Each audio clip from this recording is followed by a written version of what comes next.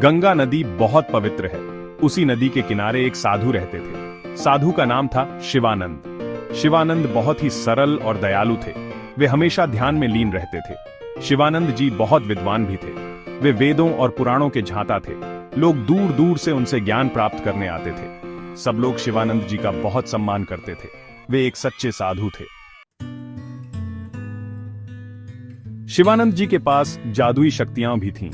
वे अपनी शक्तियों का उपयोग लोगों की मदद करने के लिए करते थे। एक बार एक गरीब किसान बीमार पड़ गया। उसके पास इलाज के पैसे नहीं थे। शिवानंद जी ने अपनी शक्तियों से उसे ठीक कर दिया। किसान शिवानंद जी का बहुत आभारी था। शिवानंद जी अपनी शक्तियों का उपयोग कभी भी गलत काम के लिए नहीं करते थे। एक दिन शिवानंद जी ध्यान में लीन थे। अचानक एक छोटी सी चूहिया उनके हाथों में आकर गिरी। चूहिया बहुत डरी हुई थी।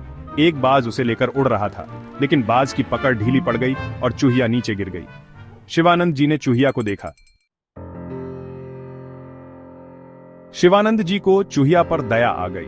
उन्होंने अपनी शक्तियों का उपयोग करके चूहिया को एक सुंदर लड़की में बदल दिया। लड़की का नाम रखा गया गंगा।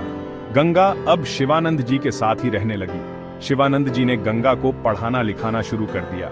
गंगा बहुत होशियार थी। वह जल्दी ही सब कुछ सीख गई। गंगा अब एक नई जिंदगी जी रही थी।